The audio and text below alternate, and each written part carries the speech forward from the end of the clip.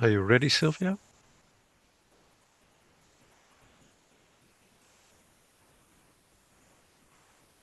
Yes. We see another screen being Yeah, shared. it's Yes. okay. Yeah. Yeah. Yeah. Okay. Good. I suggest we start, right? Or are there more people in the waiting room? No, no, people can just come in. People can just come in. Great. Okay. Then I suggest we start. Welcome, everyone. Great to see you. Welcome to this webinar. This is the third webinar in a series in collaboration with the UNESCO chair and the UNESCO Institute for IITE. It will be explained later.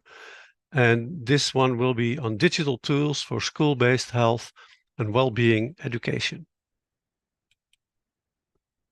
My name is Goof Buys. I will be your host. I'm the manager of the UNESCO Chair on Global Health and Education. And we have speakers from the AMAZE project of Advocates of Youth. We have UNESCO Regional Office in Bangkok and the UNESCO Institute for Information Technologies and Education. And they will talk about the variety of digital tools and ICT-powered solutions for non-formal and classroom-based health, relationships and sexuality education, their advantages and limitations, how the power of animation is used to support the delivery of formal and non-formal education, and awareness raising about health and relationships to and among adolescents and young people. And thirdly, ingredients of successful digital solutions for health and relationships education, reaching large and diverse audiences and sustainability factors of digital edutainment projects. So now the speakers will, oh yes, before we introduce our speakers, you can ask your questions using the Q&A in the bottom of your screen. And then we will follow up on these. There is a lot of opportunity, we hope, in this hopefully very interesting and dynamic webinar.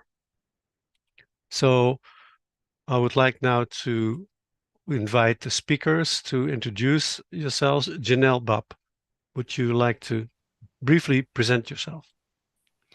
Hello, everyone. Good morning, good afternoon, or good evening. If you're together with me in Asia Pacific region, where I'm joining you from, my name is Janelle Bab, and I'm the Regional Advisor on Education for Health and Wellbeing in UNESCO Regional Office in Bangkok. Lovely to be here with all of you. Thank you. And now to Darcy Weaver. Darcy? Good morning, good afternoon, and good evening. I'm Darcy Weaver. I'm Associate Director of AMAZE International at Advocates for Youth. Pleased to be here.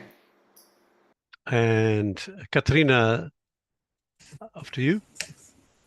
Good afternoon, everyone. I'm Ekaterina Samoliga from UNESCO IT, based in Moscow. I'm a project coordinator for youth digital projects based on artificial intelligence, and delighted to be here.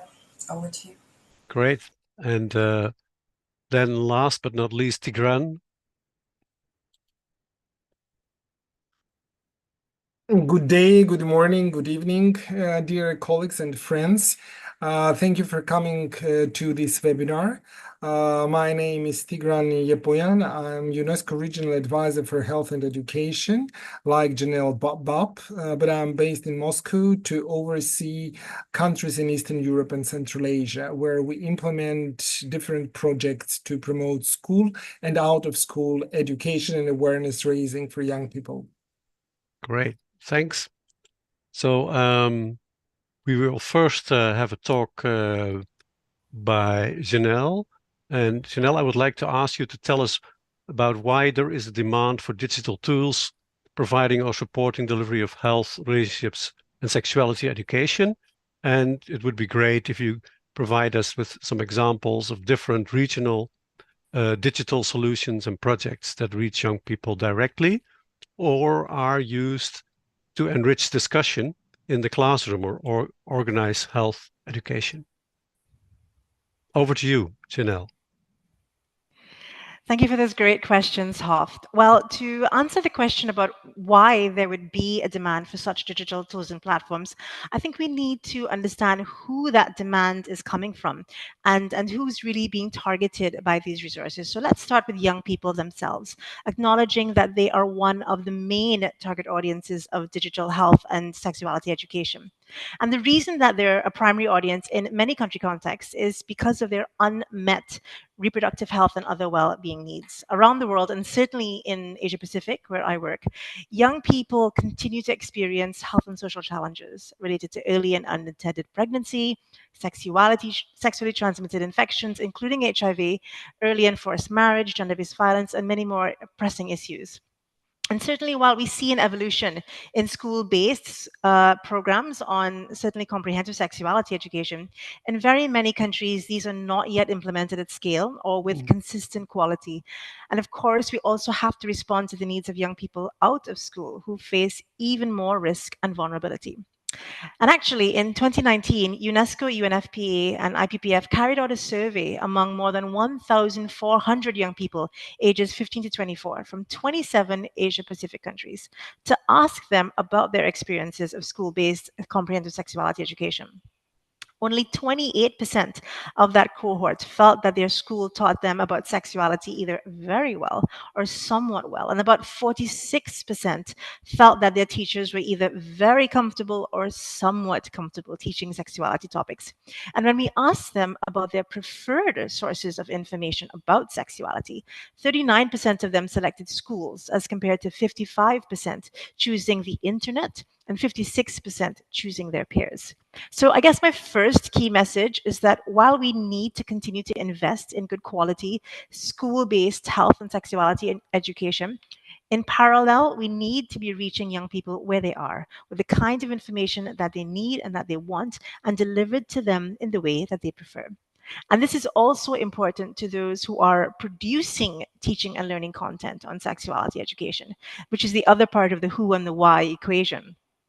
And in that same 2019 survey among Asia Pacific young people, when we asked about their digital practices relating to seeking information about sexuality, there's some interesting findings that came up. About the males in the sample, from the males in the sample, the behavior that was the highest among them was watching pornography at 68%, followed by chatting with strangers on social media at 45%. Among the females in that cohort, the behavior that was most reported was chatting with strangers on social media at 47%, followed by sexting at 40%. So this brings me to my second key message, that we need to increase the availability of and access to evidence-based, good quality, age and contextually appropriate digital content and sources on health and sexuality education, so that the opportunities of digital spaces outweigh any potential risks and harms. And this access has to be for young people and also for educators and healthcare professionals. Now, you asked me about some examples, and I'd like to respond to this question, Hoof and colleagues, with maybe a quick visual. So if you'll allow me just to bring up, colleagues, just 2 slides. With your help, we can just project those slides on screen. Fantastic, thank you. So we know that digital sexuality education platforms come in a variety of formats and with a mix of objectives. Some set out to explicitly inform, others predominantly to entertain, although most digital sexuality education platforms, certainly those that are especially successful, cover both of these dimensions and other dimensions as well. In 2020, UNESCO, UNFPA, and other partners organized an international symposium called Switched On, Sexuality Education in the Digital Space. And that event brought together more than 171 people from 54 countries to explore opportunities and challenges for capitalizing on digital spaces in order to better reach young people with good quality sexuality education that responds to their needs and interests. And actually, it was inspired by an earlier regional workshop from Asia Pacific called Turned On that was organized in Bangkok by UN partners in 2018. Now, as part of the 2020 International Symposium, we featured an exhibition of 29 digital sexuality education platforms from different countries in every geographic region of the world. And I've picked out just a few to mention in the short time of our webinar, and you see them on the screen. And these are a mix of platforms that use different media, sometimes even different technologies, not all online or web-based online, and they are run either by an individual or an organizational content creator. So on your screen, you can see a little bit about each of the 4 that I've picked out for you, the country, but also the platforms that they cover and the kind of audience engagement that they have. So we have Agents of Ishq from India. We have Hannah Witten from the United Kingdom. We have Love Matters Arabic in the Middle East and North Africa, and Tune Me covering Sub-Saharan Africa. And all of these platforms set out to directly reach young people wherever they are with videos, with vlogs, social media shorts, digital postcards, and other packages of digital content. And while these platforms may be targeting young people directly, we also know that the other influential people in the lives of young people do reference some of these sources and resources to engage with the young people in their lives, including parents, caregivers, and educators. And that brings me to my second and final slide, which is to just acknowledge that one platform that has been picking up interest in Asia Pacific as a trusted source for evidence on sexuality education, especially among educators, is amaze.org by Advocates for Youth, who were also at the Switched On International Symposium and who have carried out partnerships and capacity building with both UN agencies, including my own office, as well as the Digital Sexuality Education Network of young content creators in Asia Pacific. UNESCO Bangkok has collaborated with Advocates for Youth to combine videos with lesson plans and discussion guides with orientations of the many different kinds of approaches and entry points for embedding these resources in classroom-based learning on CSE.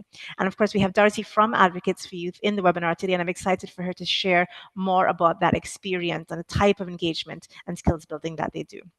Now, if you'd like to learn more about the Switched On exhibition, we have published the symposium posters online, and we've also produced a symposium meeting report, as well as a technical brief, a desk review of the evidence, as well as a background paper on primary data of young people's experiences with and their perceptions of digital sexuality education. Just a few of the products that are associated with that event.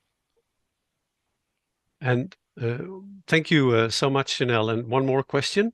What can you tell us a little bit what the advantages are of using digital tools like platforms and videos and applications in the classroom? And are there any limitations or risks of recommending learners to refer to online sources of information about health, sexuality, and relationships? Thanks for that great follow-on question. Well, I'll just identify a couple. I mentioned a few already in the response to my previous 2 questions, and I know this will come up again actually during the course of the webinar.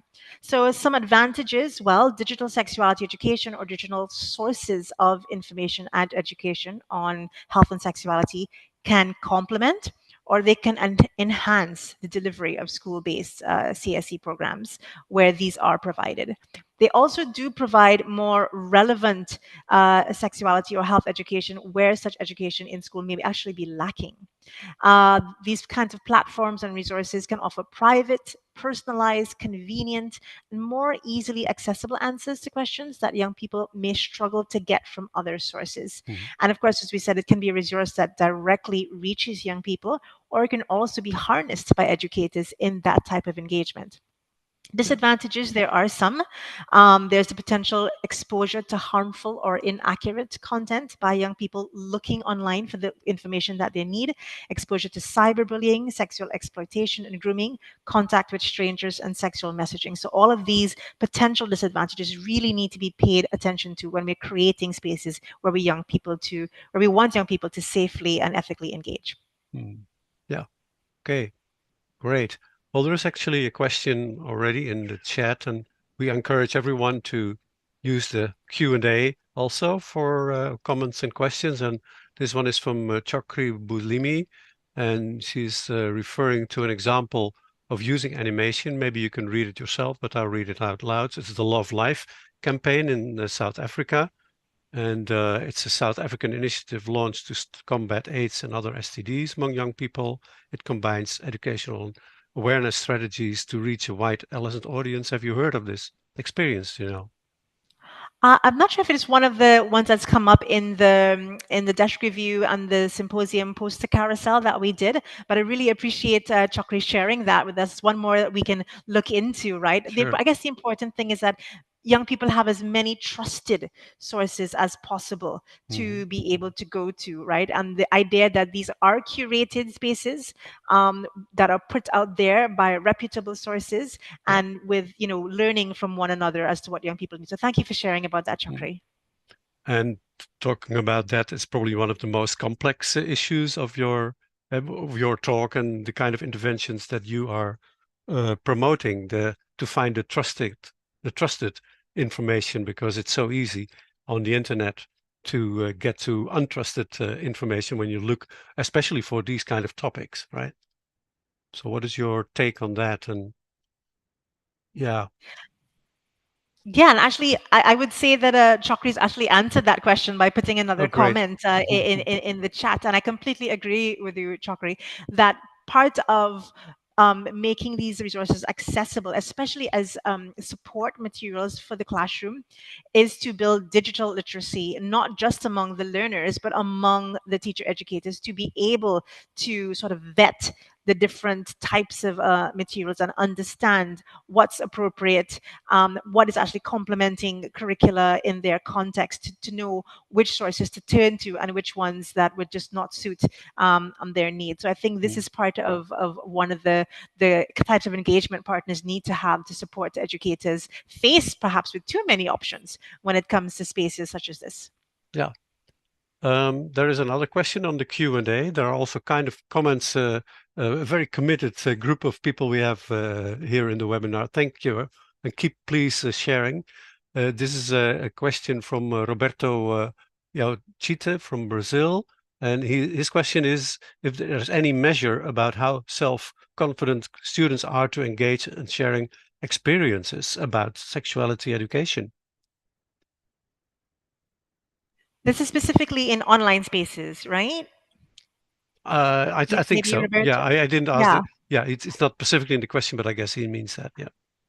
It's really, really interesting. Certainly, for the Switched On conference, we had the background paper that was a desk review, but we also had research carried out among young people, both survey and focus group discussions.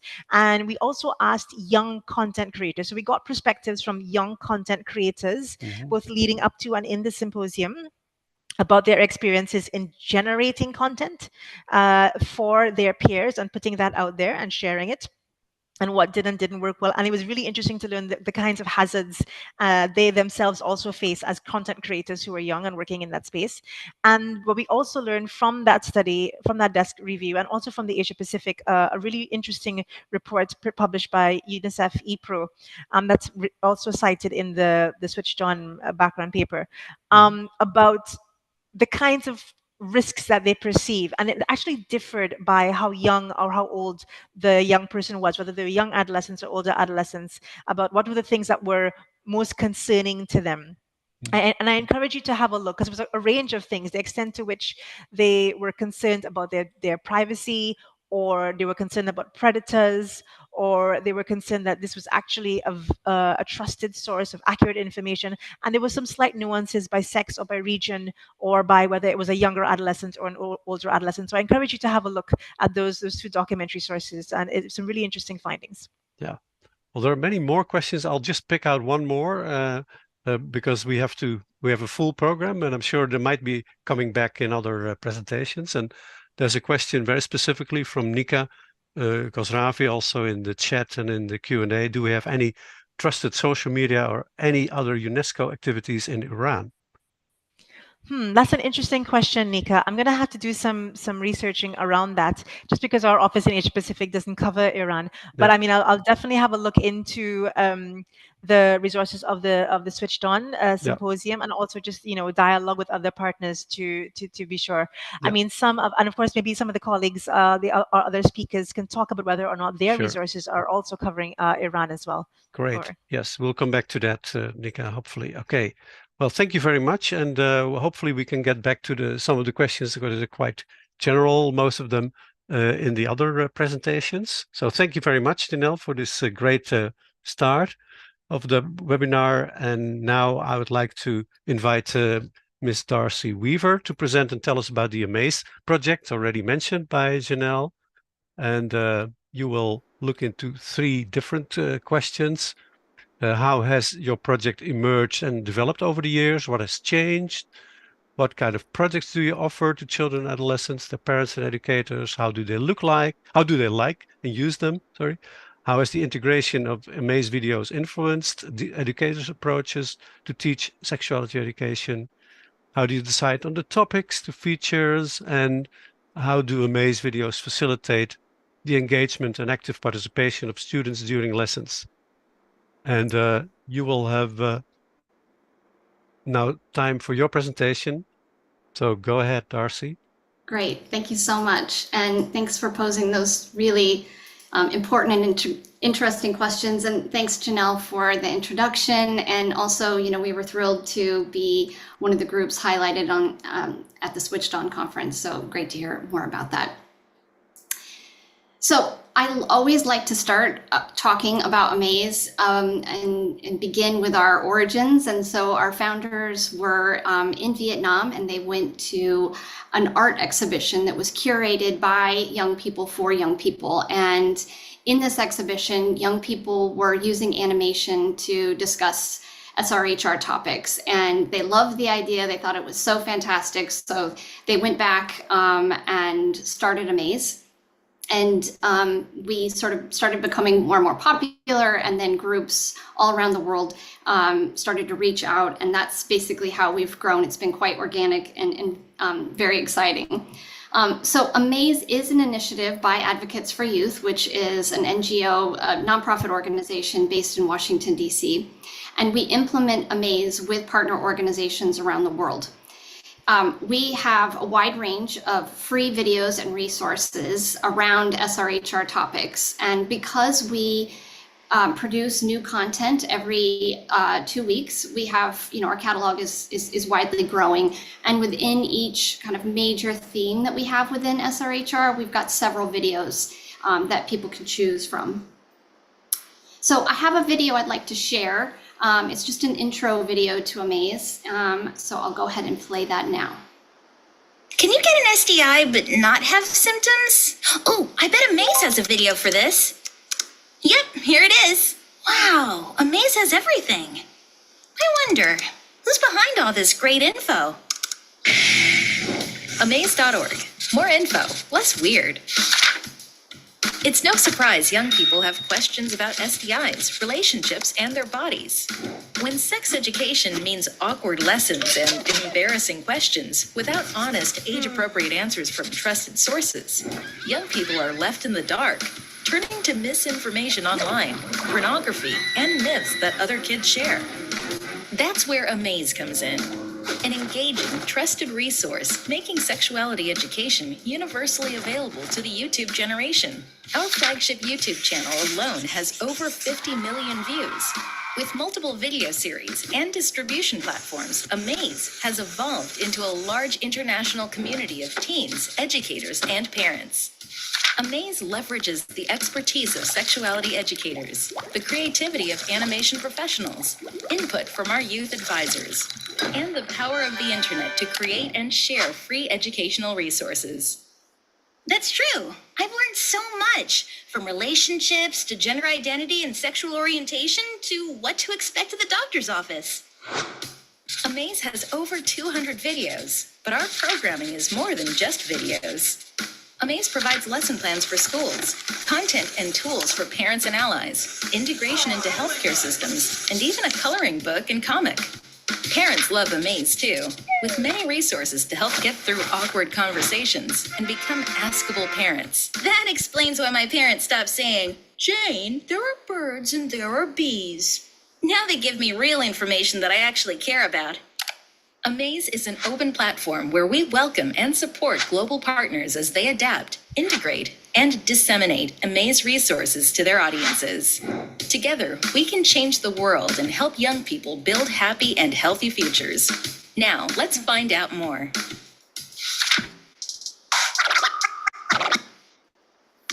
Great. Can you I get hope- an SDI but not? Sorry, let me just go ahead and advance. There we go. Great. I hope that that provides a good introduction to Amaze. In terms of how we develop the content, so that was one of the questions that was posed, we have sort of a three-pronged approach. So we have support from technical experts around the world, including medical professionals, and that sort of then allows us to, on YouTube, to be identified as a credible source of health information. So one of the things that we were just previously talking about. We also are informed by the UN's International Technical Guidance on Sexuality Education, as well as national and regional guidance. And then the third pillar is that we are guided by a group of youth ambassadors.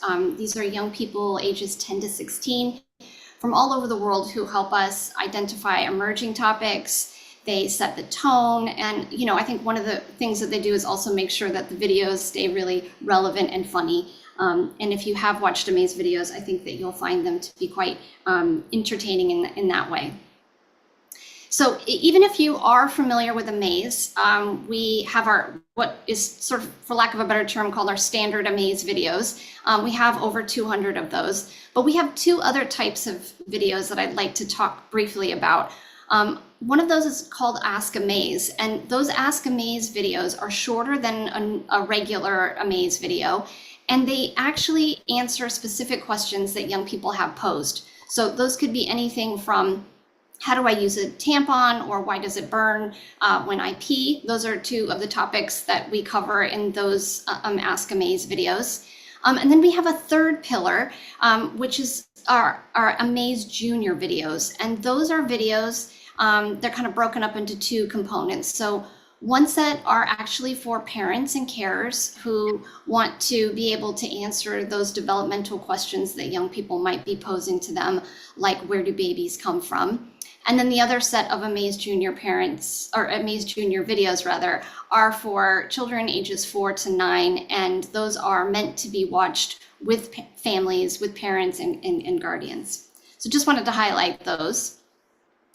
And then in terms of the free resources that we have available, so on our website, underneath each video, there are 3 sections. There's a section for parents and carers. As I mentioned, we have those free videos, but we also have discussion guides, books, additional resources. There's a second section for young people, again, with links to additional resources and videos.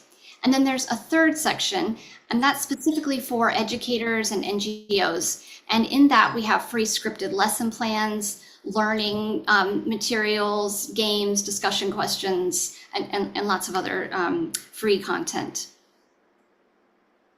So one of the questions that we were sort of thinking about was how Amaze helps facilitate engagement.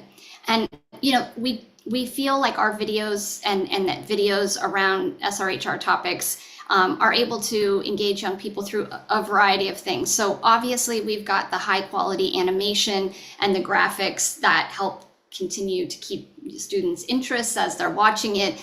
It's also really helpful when we're talking about different learning styles and making the kind of content more accessible and engaging. Videos also allow us to do some storytelling, and so we can use various techniques to kind of keep a narrative going, again, raising interest and keeping interest. We can provide demonstrations, so videos can talk about different parts of maybe using a condom or other kinds of things that people would want to do. For example, staying safe on the internet, techniques that they can use. Pacing control is a really interesting one because having a video allows a teacher or an educator to slow the content down, so you can actually make the voiceover slower, which hopefully will allow for better comprehension and retention in some cases. I will talk later about some of the cultural and contextual differences in the diversity that our partners add to Amaze when they dub and adapt the videos. And also just a few more things around collaborative learning. Allows for group discussions and collaborative projects. The flipped classroom model allows educators to give the students the videos to watch outside of the classroom and then come back in to have those conversations. Accessibility is something I'm going to touch on in a little bit, but again, we can add lots of things to make videos more accessible, including sign language or subtitles. And then finally, there is this all exciting idea of gamification. And Amaze has recently launched a partnership with Kahoot. We have our own channel on the platform where our videos are housed, and then young people can watch the videos and then take some quizzes. And yeah, so I'll hand it back over. Thank you so much. Thank you, Darcy, and for your great introduction. And just a question that, given the global reach of Amaze videos and other products, could you share a unique adaptation or customization made for a specific cultural context and for learners with special needs, disabilities, and so on? Great, thanks. So before I get to some specific examples, I'll just briefly touch on how people can partner with Amaze. And there's just 5 options. So the first is that people can integrate existing videos. So you can start using any Amaze videos today on any platform without any restrictions. So this is an example of the Ministry of Education in South Africa using the videos on their BeWise platform. The second option is to add subtitles. So those can be burned on, or they can be an option that is chosen by the user on YouTube. Again, a great way to ensure that videos are being provided in local languages, and also a really kind of fast option for a lot of partners. The third option would be to dub, and that is where a group would work with an animation studio and actors to do the voiceovers. These are some screenshots from a group in Lebanon who worked with some really well-known actors, so that's really exciting. The fourth option is around adaptation. So we have, in this screenshot, I sort of like to show it because you can see the original video, and then 2 examples of how partners have made adaptations to the actual animation. So there's changes in the skin tone and hair. There's the food has been swapped out. So you can see that if you were a young person in Fiji, you would certainly be seeing visuals that are more contextually and culturally relevant to you. And then the fifth option is around creating new videos. And this is a screenshot from a group that we just worked with in the Netherlands around the unpaid labor of women in the home.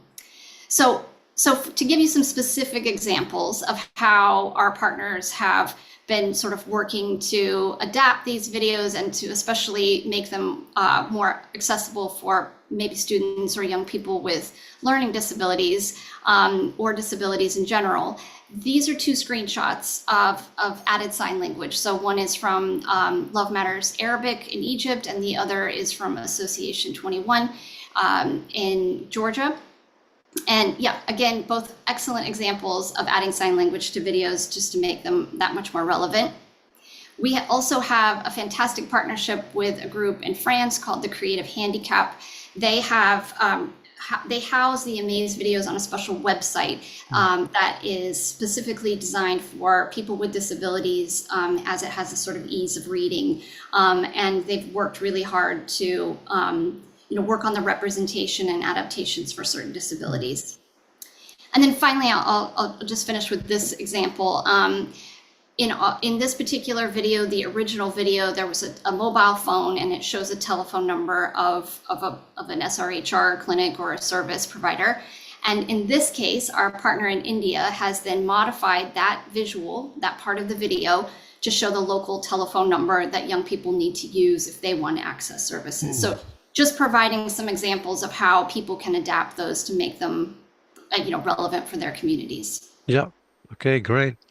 And another question for you, Darcy, is your videos are viewed all over the world in 45 languages.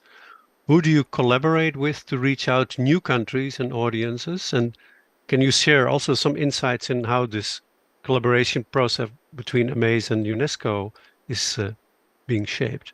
Great, happy to, thanks. So one of the routes that we do use for dissemination is social media. We have over 80 million views on YouTube. As I mentioned previously, 250 original videos. And as a result of all of our international work, we now have videos in actually 60 languages. So we've recently updated that, even more exciting. So certainly we are harnessing the power of social media, but we also work with a wide variety of partners. So that can include everything from UN agencies to large NGOs, all the way to youth-led organizations. We have medical professionals who are showing the videos. We work with app developers to embed the videos into apps, schools, influencers. So lots of different partners across the world who are working to help us integrate and embed Amaze videos. On social media, we have some partners who are doing some really excellent work using some of the platforms that we're all really familiar with, like Facebook or TikTok. And then we also have groups who have done some targeted Instagram campaigns, who are sharing the videos on WhatsApp, and also some people who are putting them on kind of learning passports, so specifically UNICEF's online learning passport, which is a really fantastic way for us to increase our viewership. So lots of exciting things happening on social media, and we're always happy to talk to partners about how we can support them to use social media. Let me just go to the next slide. And then in addition, we have partners who are disseminating the videos in more traditional ways. So they're being shown in classroom settings with our partner development consortium in India. MSI has embedded the videos into teacher training that they're doing in China. We have two partners, one in Lebanon and one in Georgia, who are both showing the videos in humanitarian settings in refugee camps. In Kenya, the football matches, they're showing the videos on screens. Love Matters Kenya is doing that. And in Ukraine, we have a partner called Stop Sexting who are showing videos in metro stations and bus stops. We are very excited that in Mexico and Uganda and many other countries, they are also being shown on public access television. And we also finally have some clinicians and some groups who are showing them in clinical settings. So we have some great projects that are being fostered with our relationships between us and UN partners, and that would include TeenGen, who have recently relaunched their fantastic platform, as well as UNICEF's Aki period tracker app. And then I'm very happy to talk a little bit about the work that we've done with Janelle and her team around this collaboration. So we worked closely with them to adapt some 9 targeted videos. And then as a result of those adaptations, we now have lesson plans, scripted lesson plans, and discussion guides that are available for anyone in the region to use. So those 9 adapted videos, as I mentioned, we did these in consultation with UNESCO Bangkok office and UNFPA. And it was a real collaborative approach in talking to young people and to service providers about what types of videos they wanted to see. And so we were able to identify these videos that you can see on screen. And then as a result, some lesson plans, scripted lesson plans were created for educators. And then the discussion guides themselves were actually co-created with young people in the region. And so they have some really exciting elements in those discussion guides. For example, links to Kahoot. So if a peer educator was to deliver a session and to facilitate a conversation, they can then go on to Kahoot and do some actual really exciting quizzes.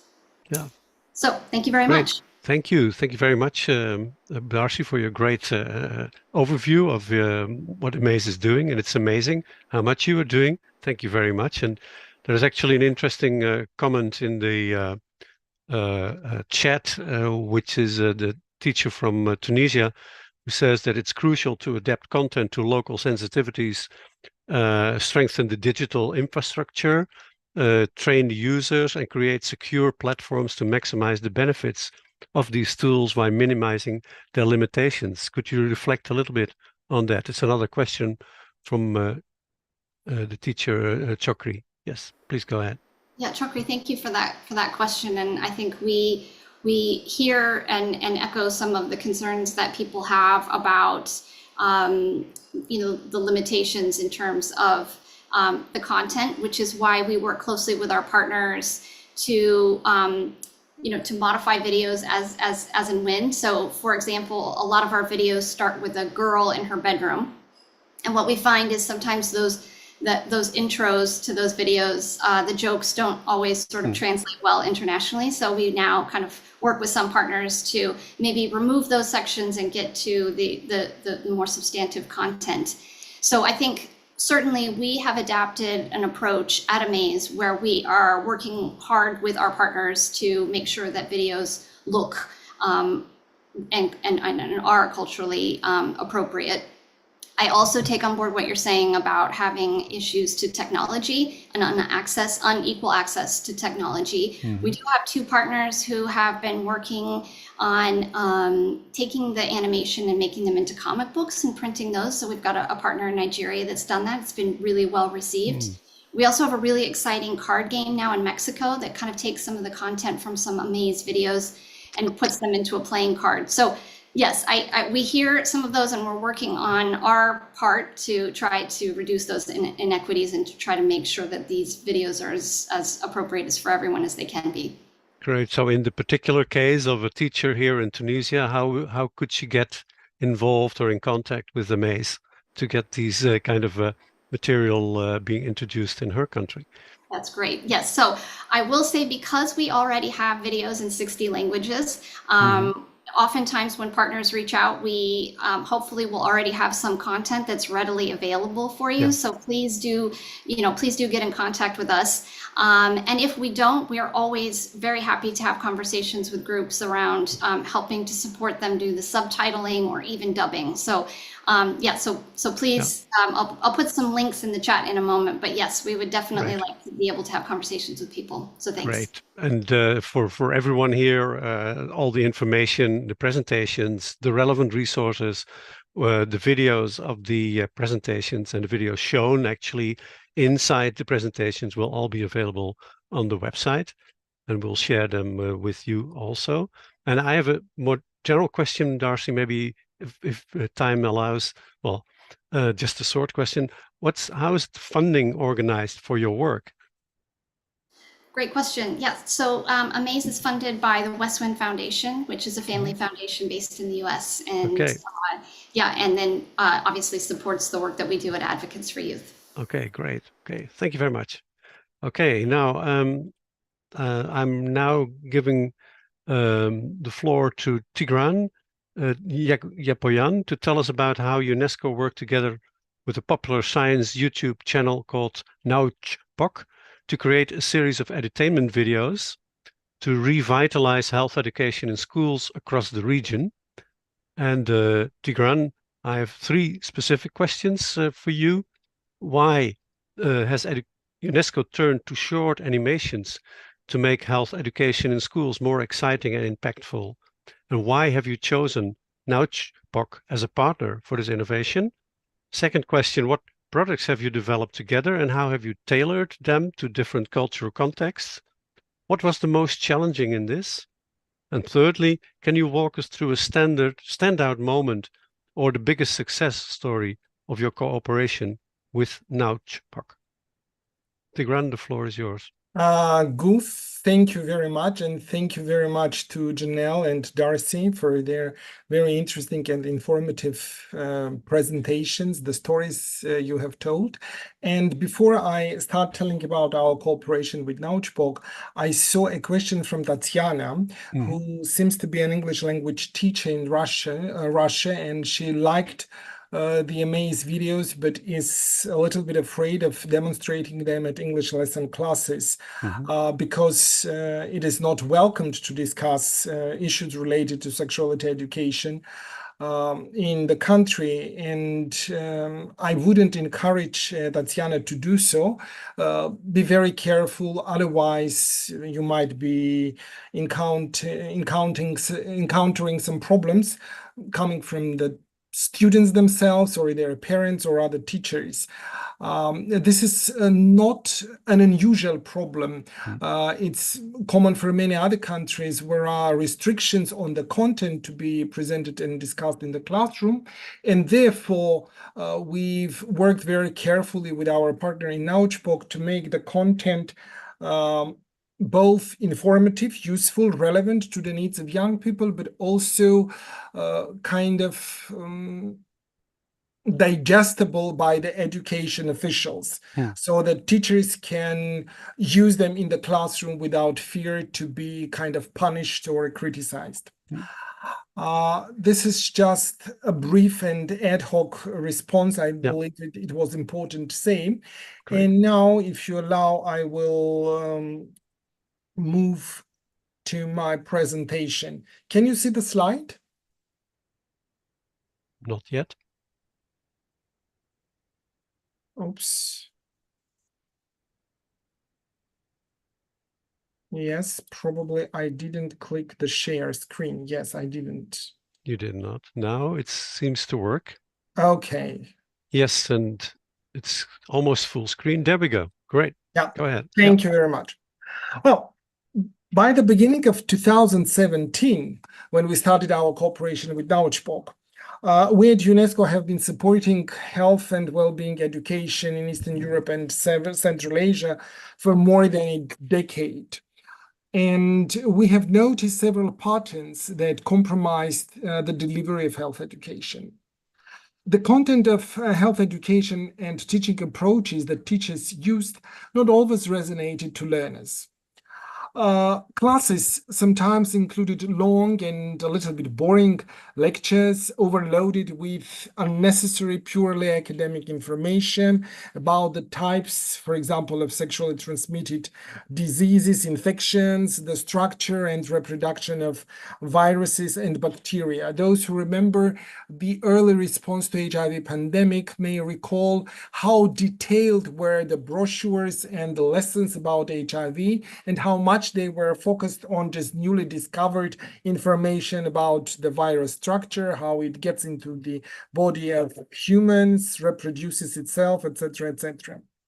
And no surprise that students perceived this just as another biology lesson, which had little actually in common with their real needs for information.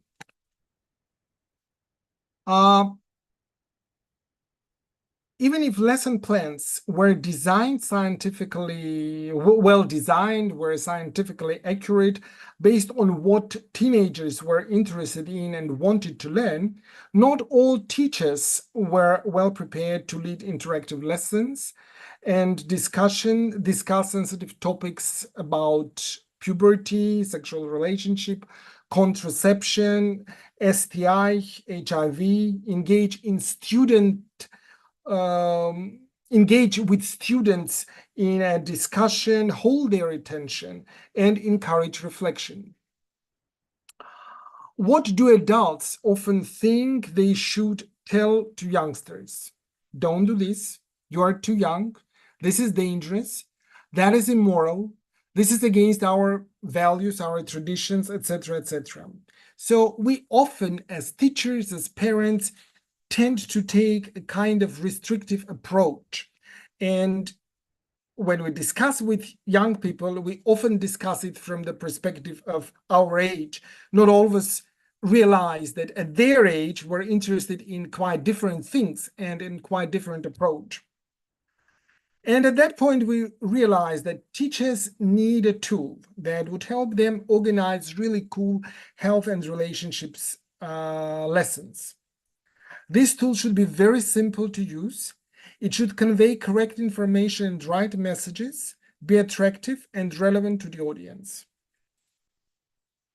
And we came by chance, actually, across Nautchbook YouTube channel and found there what we needed. Bright, catchy, attention-grabbing, short videos with simple graphics, doodle style, sketch, drawn animated cartoons, and a modern language that young people speak, understand, and appreciate. we found videos that explain complex things in simple words. Videos that use a popular science approach, that integrate into the plot something truly interesting, unusual, arousing curiosity and keeping you glued to the screen until you watch the video to the end. Another very important thing about Nautchbook was that the platform itself had a fairly large audience, more than 2 million subscribers. People, especially young people, were already there. We didn't need to create it from the scratch, and all we needed to do is to produce and upload new videos on the topics of youth concern. And what finally convinced us of our choice was a video about adolescence titled "Why It is Difficult to Be an Adolescent." We realized that Nautchbook team has a kind of mentality compelling to us, and we will find common grounds for work. That they will understand what we need, what young people need, and our cooperation will happen. The 6 new videos that my brilliant colleagues, Julia, Maria, and Alexandra, co-produced together with Nautchbook team, became highly popular. Over years, they have scored 15 million views, just 6 videos. And this is one of the most pleasant moments that I can acknowledge the contribution of my colleagues, Julia, Alexandra, and Maria, and contribution of Nautchbook scriptwriter for the production of these videos. Let me say a few words about Nautchbook itself. The platform emerged in 2013 when a group of creative people working at Karamba TV decided to start a new popular science project, one of the first of that kind in Russia. From the very beginning, they followed edutainment approach, which means a combination of entertainment and scientifically accurate content. This requires both creativity and good knowledge of the subject matter to give a non-trivial answer by telling a story, providing accurate information, and expanding viewers' horizons beyond the question and the answer, inviting them to explore more, and many users do so.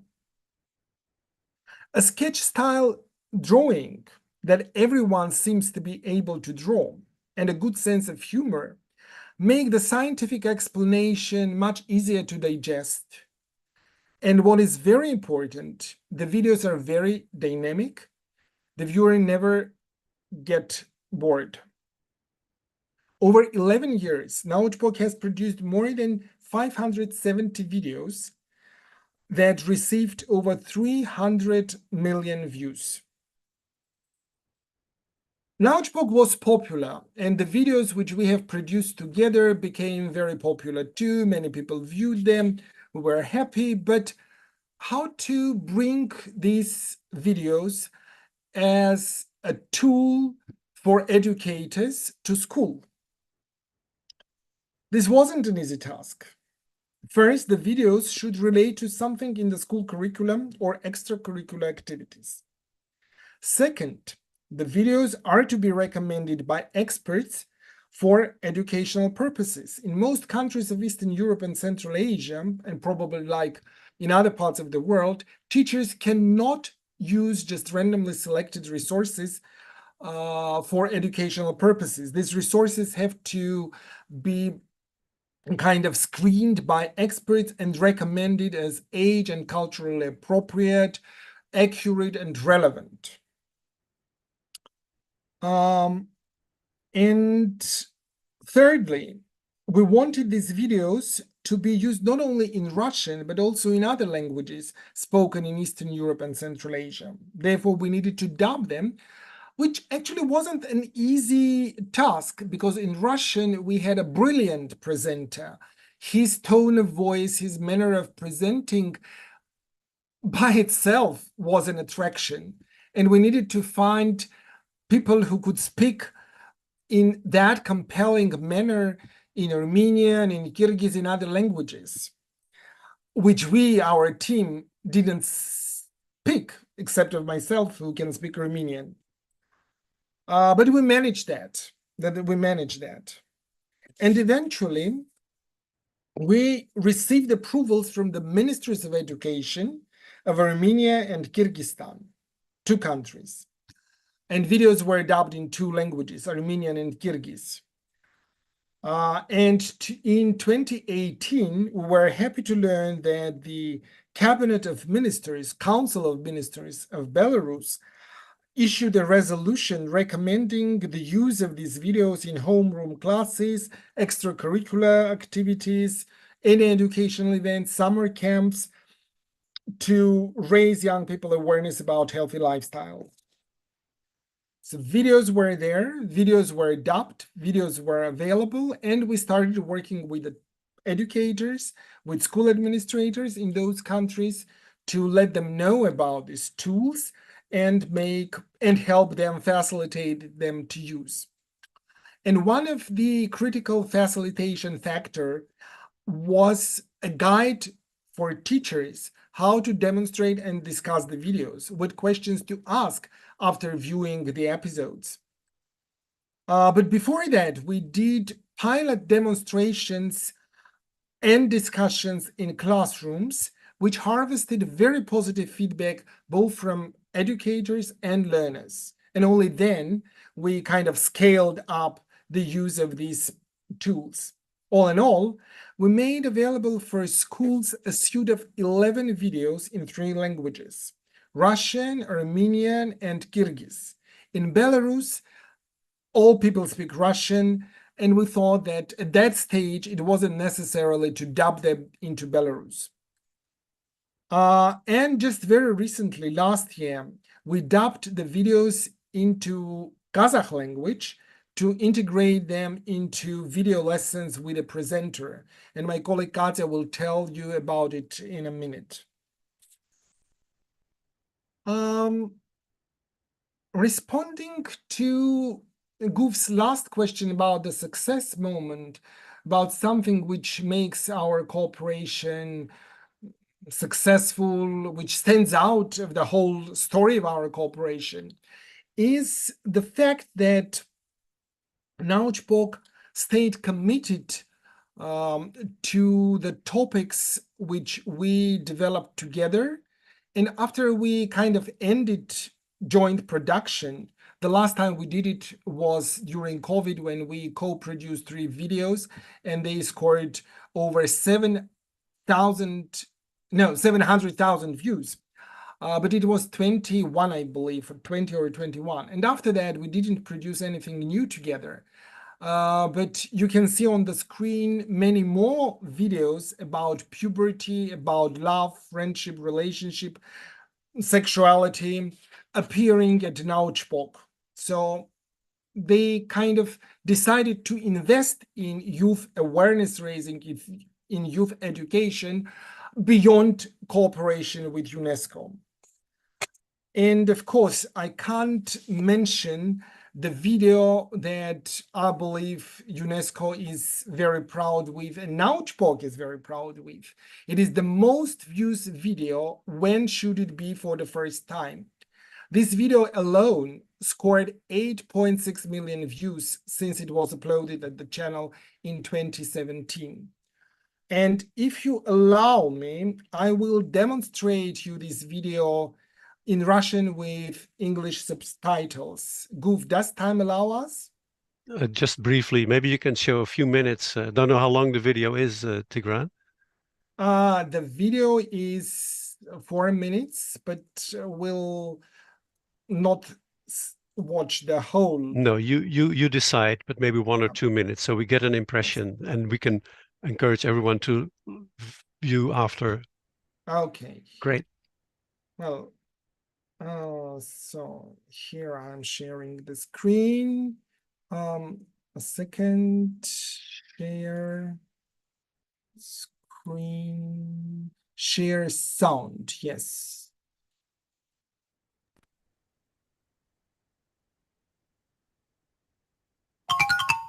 Yeah, perfect. You see that? Perfect. So how the H-video Это Катя. starts? Кате скоро исполнится 16, и она давно замечает, что стала меняться. This Ей is нравится Katya, ее одноклассник 16, Коля, and и это взаимно. В classmate выходные Коля. наступает момент X. Колины родители уезжают на дачу. Давайте разберемся, что происходит с Катей и Колей с точки зрения науки, And they want и чем to им have стоит some заняться time этим together. замечательным вечером. Это началось около 5 лет назад. Примерно в 10-11 лет организм человека начинает выкидывать хитрые фортели. Начинает активнее работать эндокринная система. As you В теле can guess, подростков this is гипофиз. about Он тоже how the вырабатывает puberty гормоны, которые unfolds выбрасываются в and кровь what и happens распространяются по всему with young организму. people, Затем в how работу вступают hormones половые activate железы, their growth and development. прогестины и андрогены. Вжух! И желание, но трезвый хочется остаться вдвоем. And how Но важно this понимать, что fire для первого раза burned by недостаточно hormones любопытства. И даже то, что kind of некоторые leads ровесники them уже to хвастаются feel своими любовными new подвигами, emotions, так себе new аргумент. desires, Во-первых, по and большому how счету это they ничего fall не under меняет. peer Если pressure услышишь, что от секса у to девочек tell становится them лучше фигура, stories а у мальчиков about their кожа, sexual можешь смело relationships посылать and людей how в many Google. times they have had Во-вторых, почему-то принято, что подростки сочиняют истории о своих любовных похождениях слишком рано, тогда, когда психологически к этому еще не готовы. В таком случае удовольствие от этого мероприятия очень сомнительно. And sometimes Даже если under в this теории все peer понятно, pressure, на практике могут adolescents возникнуть проблемы. От стресса у парня start вообще sexual может ничего не relationships получиться, wherein а they are девушка not будет well испытывать ready боль to и it дискомфорт вместо don't truly наслаждения. want it. Считается, что в этот момент человек уже может принять самостоятельное This is и about взвешенное the решение, age of заниматься consent. сексом или нет, и даже вступать ли в мир. Все еще распространены принудительные ранние браки. Часто за About такой брак early выступают именно родители. marriages, Они early считают, что forced выдав marriages. девочку-подростка замуж, они обеспечат ей детство, How но и возможность harmful they are. учиться, получить профессию и реализовать. У нее могут возникнуть история Нуджут Али, десятилетний Карл. Девочки ее выдали на согласие или тем более совершеннолетие. Делай что с кем finally, захочешь. В we 10 лет remind замуж about точно никто не consent, отдаст. Однако about даже 16-летие feelings. все крайне индивидуально. All you need is love.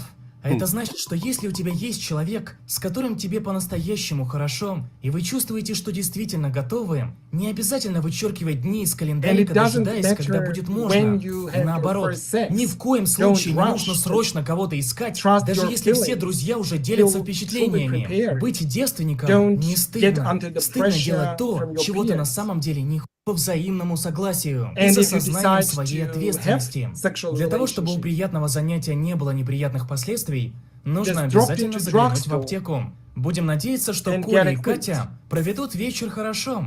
Даже если вместо первого раза они решат всю ночь играть в PlayStation. Выпуск создан при поддержке ЮНЕСКО, специализированного учреждения ООН по вопросам образования, науки и культуры. Okay. Thank That's you. all. Thank you. And thank you for your commentary in between. It was a really dynamic part of your presentation. Thank you so much. And great to have this video share to a wider audience. And I'm just checking where we are. I think, shall we go to Katarina first and then we take some questions? Katarina, adaptation of good media products for different purposes, different audiences, different countries, as well as their reuse is not uncommon.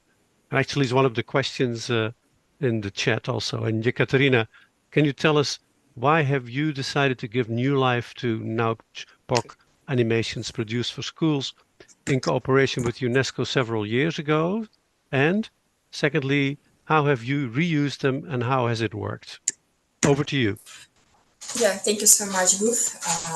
And thanks everyone for these excellent presentations.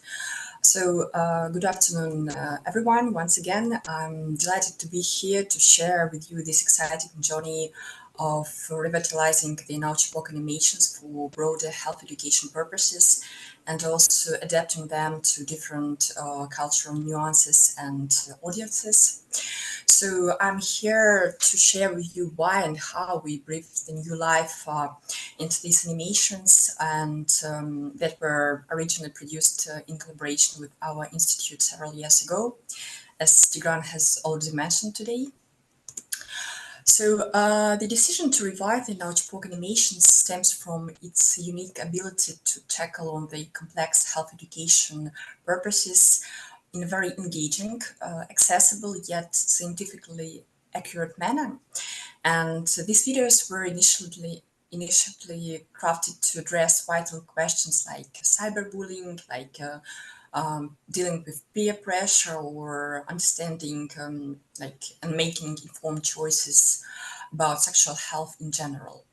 So the format edutainment proved incredibly effective, and it marries education and entertainment, which resonated deeply with our young audiences.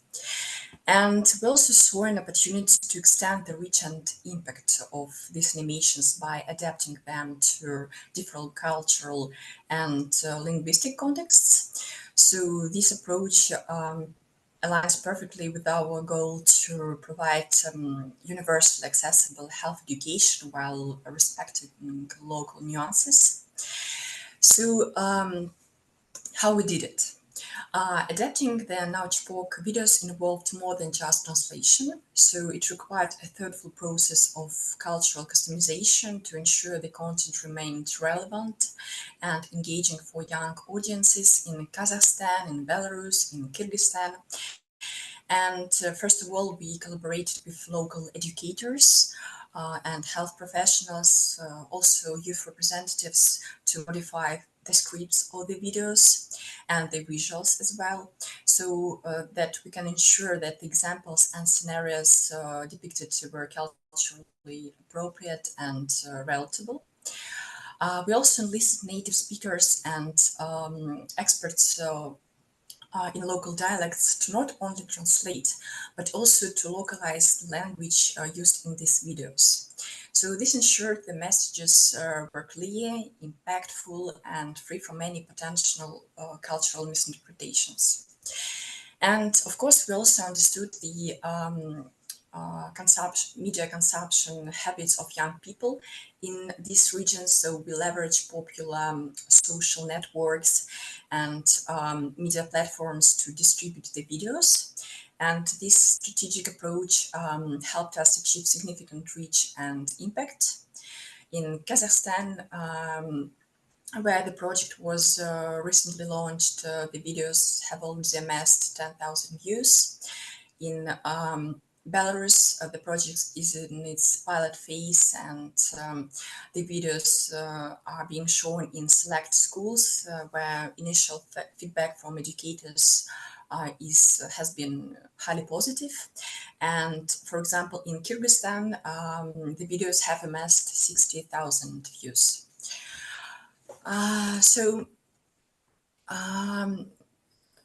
Concerning the impact, the outcomes of our efforts, I have to say that the adaptation and reuse of the Nautchpok animations have been a resounding success.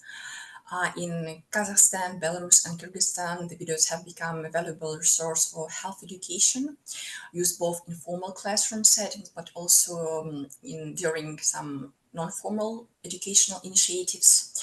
So, in overall, in the whole region, the videos have garnered millions of views, indicating strong interest and engagement from our target audience. So, for instance, the episode on HIV awareness has been particularly impactful, addressing myths and providing crucial information in a very easy and accessible way. Then I have to mention that we have received numerous appreciative comments from viewers and educators alike. So several teachers from our target countries noted that these videos made discussing sensitive topics like sexual health much easier and more effective.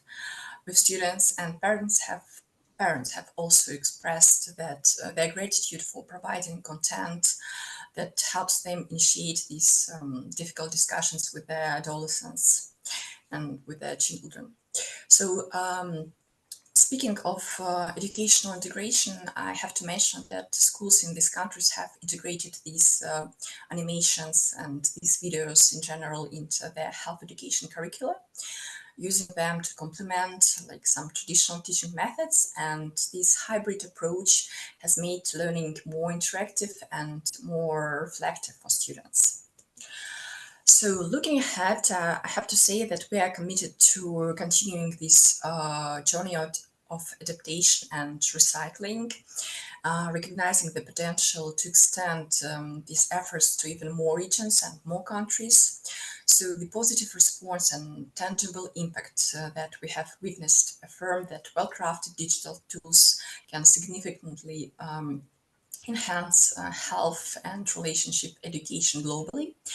And in conclusion, in a nutshell, the revival and adaptation of Nautchbok animations exemplify the power of media that transcend boundaries, making education both accessible and engaging. And by leveraging the strengths of edutainment, we are not only imparting education and knowledge of our audience, but also fostering a sense of curiosity and also critical thinking among young people. So thank you for your attention, and I look forward to your questions and discussing how we can further innovate and collaborate in this vital area of education. Thank you very much, Katrina. Frankly, I also have a small fragment of the video. Great. Go ahead. Sure, go ahead. I have some time to show it. Great. You have a few minutes. Sure, go ahead. That's great. Just give me a moment. So kindly tell me if you can see my screen. Yeah, and I think we also, can you click it? Yeah, it's fine. The sound. Can't hear the sound yet. So you are saying you cannot hear the voice of this? I cannot hear the voice. No, I cannot hear the sound of the video. Well, maybe it's not that important. I don't know. Okay, I mean, good. sound, There is because sound. we have Okay. subtitles. Okay, great. Go ahead. So, can you see the subtitles? Yeah, sure. Go ahead.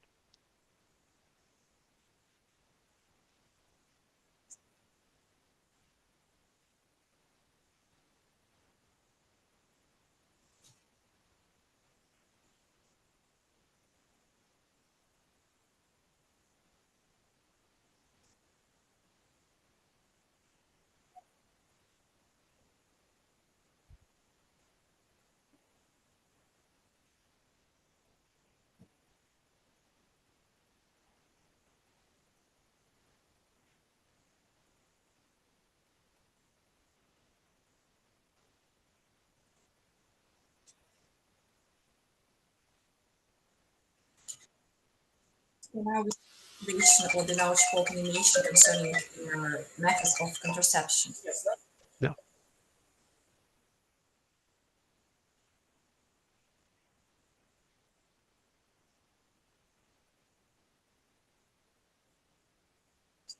Definitely.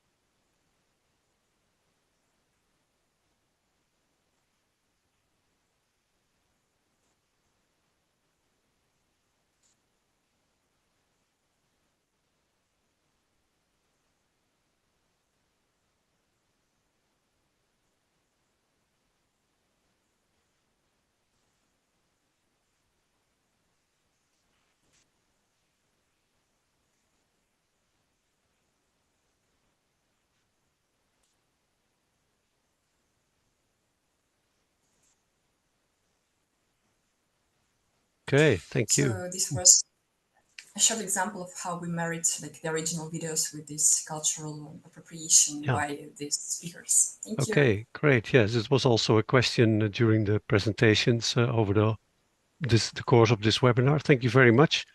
And maybe Tigran and Janelle and Darcy can also be spotlighted, so we can have some questions. Maybe there are some questions specifically about your presentation, Katerina and Tigran, from the Nautchpok collaboration.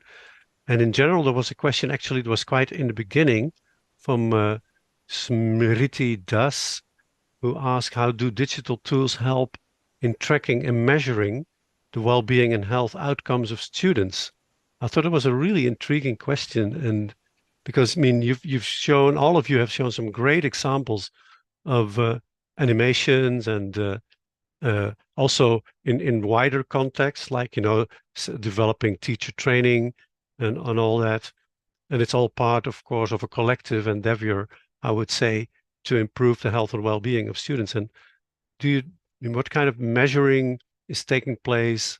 Maybe you can start, Katerina and Tigran, and then you also, Darcy, from your perspective, and Janelle, how would you view that? May I jump in and say that measuring health outcomes is quite a big and challenging task. Education doesn't produce immediate outcome results. Education raises the level of awareness, shapes attitudes, values, and develops some skills.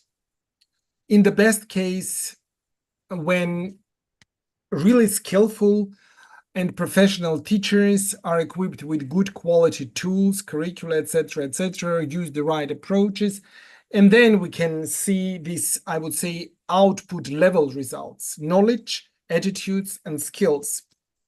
And when they cumulatively produce a health-sustaining, health-supporting behavior, then over years we can see good health outcomes. Such assessments are done, but quite rarely because they are expensive, not easy to do. However, there are digital tools, applications, which anyone can use to track kind of behavior, to track hobbies, to track way of living. The simple thing which a smartphone tells you how many kilometers have you walked a day.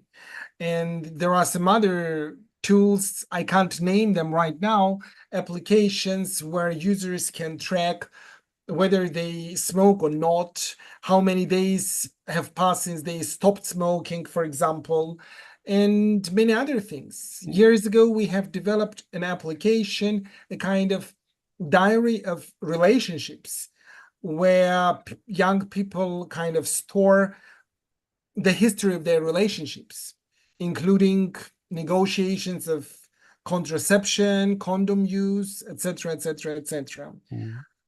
And these things may give a proxy indicator of how behavior and health outcomes are impacted by such tools. But the immediate impression we get from the comments underneath of the videos, from the students in the classroom, from teachers with whom we meet after the trainings. Over. Thanks. And a question for all of you, more general question, and this was specifically about measuring and outcomes, and it's great to put it into this wider context. And a question to each of you presenters about the ingredients of success of high-impact digital solutions for health and relationships education, reaching large and diverse audiences. I mean, what's your take on that, Janelle? And then you, Darcy. Thanks, Hoof. I think my first answer is probably going to relate to that question Great. from Smriti as well. That Tigran did a really great job of answering, because I mean they're digital tools, and digital tools they're just a tool, so they're designed to do what you want them to do, right? We have a particular interest in talking about digital tools to educate, but digital tools exist for other things, like we can expect in the health sector, health management information systems, right, that exists for monitoring purposes, but the data still has to come from somewhere. So in terms of good ingredients, we know that a lot of especially partners in health, but not just them, are developing or working with educators to create platforms like these to drive young people to healthcare services.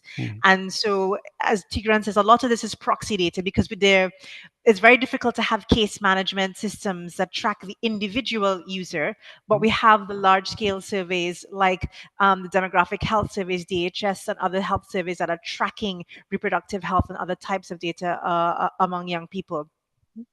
So one of my key ingredients, and this is from a project that was implemented in Thailand called Love Care Station, to help to do that, to drive young people who've been empowered with information and what have you to services, is this idea of the human element. That when we create digital spaces, we also need to be able to have a space in the digital space where young people can know where there's a human being, where they can follow up with to have a conversation in the real world, whether that's to reduce risk or seek additional information that's unique to their needs. So that would be one of my key ingredients that I would put out there. Over. Yeah, great. Thanks. Darcy. Great, thanks. Yeah, just to add what Janelle said, I think linkages to services are really key when we're talking about that. But I would say that from Amaze's perspective, what makes something really impactful is having engaging content, and that's what we really strive to do. We make sure that our videos are really entertaining, that they have jokes, that the animation is interesting to watch. And I also think that by and large, young people really are seeking out trusted information, and they know that when they come to Amaze and when they come to other trusted resources, that they're going to get real medically accurate information, and that people are going to explain things in a developmentally appropriate way. So I think it's sort of the balance of those two. Yeah. And Katrina, you want to? Yeah, just a few words. Yes, please. I would like to say that some general components of the success have been already mentioned during our speeches, but in general, I would say that user-centered design is key, because solutions that are tailored to the specific needs and preferences of the audiences, all this correct positive feedback, and if we produce accessible and inclusive content, if we try to use evidence-based information, so we utilize scientifically validated data and best practices from all over the world, that will come closer to a resounding success from my perspective. And I would also say that if we prioritize robust data protection measures to build user trust and comply with legal standards, that will create a more trust and more close dialogue with our audiences. So, thank you. And Tigran, what in your view are the ingredients of success of these kind of solutions? You're muted. Before thinking about ingredients of success, I want just to remind to the audience about one very important and influential assessment, which happens every several years, 4 years, in Europe and Canada. It is called Health Behavior of School-Age Children. And I see that Marina Melkumova, the principal investigator from Armenia, is with us at the webinar. So these are the measurements of the outcomes, and Janelle is nodding in agreement, because there we ask students questions about their behavior and how they feel physically, mentally, emotionally, but to attribute any improvements to the videos which they have seen in the classroom we may wish to do so, but it will not be very accurate attribution. Ingredients of success, well, I would say, factor. Listen to young people, watch what they are interested in, what language they speak, what style they prefer. So be kind of with them in terms of trends. Don't try to tell them what you as an adult think they have to know.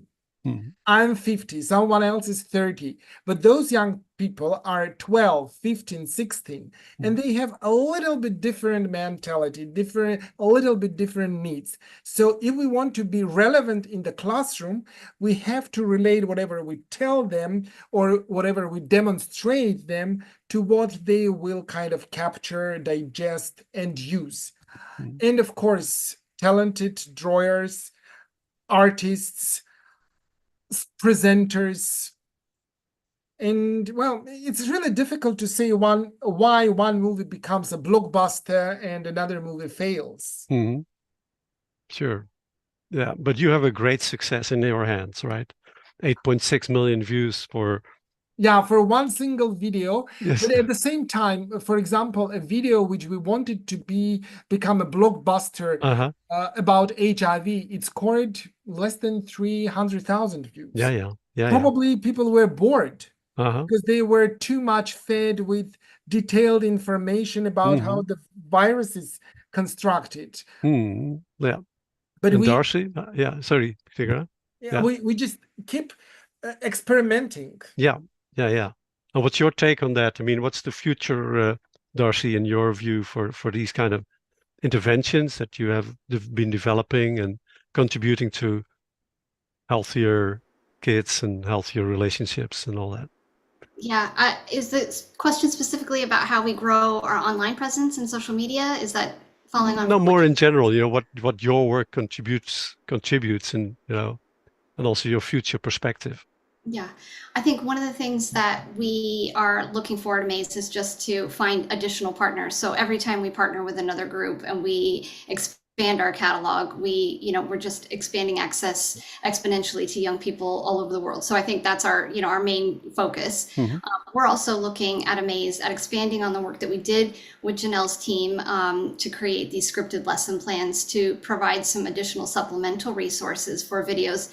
So specifically, scripted lesson plans that are bespoke to an individual video. So an educator, whether that be a teacher in a formal classroom or someone in a community setting, can just take that lesson, show the video, and then engage in a conversation with young people. So I think that's another sort of thing that we're looking forward to in the coming months and year for Amaze. Yeah, and I think it's also an open invitation for all of you here in this webinar and everyone who will view this presentations after we stop our broadcasting, to get in contact with you, to look at the resources that are available, which are huge and ever increasing.